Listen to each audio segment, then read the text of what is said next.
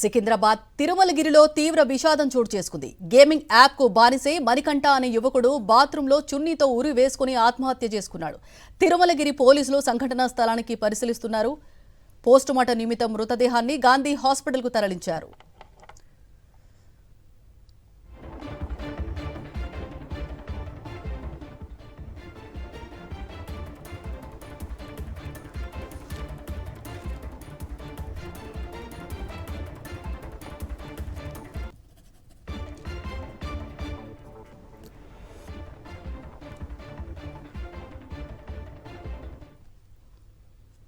సికింద్రాబాద్ తిరుమలగిరిలో తీవ్ర విషాదం చోటు చేసుకుంది. గేమింగ్ యాప్ కు బానిసై మణికంఠ అనే యువకుడు బాత్రూంలో చున్నీతో ఉరి వేసుకుని ఆత్మహత్య చేసుకున్నాడు. తిరుమలగిరి పోలీసులు సంఘటనా స్థలానికి చేరుకుని పరిశీలిస్తున్నారు. పోస్టుమార్టం నిమిత్తం మృతదేహాన్ని గాంధీ హాస్పిటల్కు తరలించారు.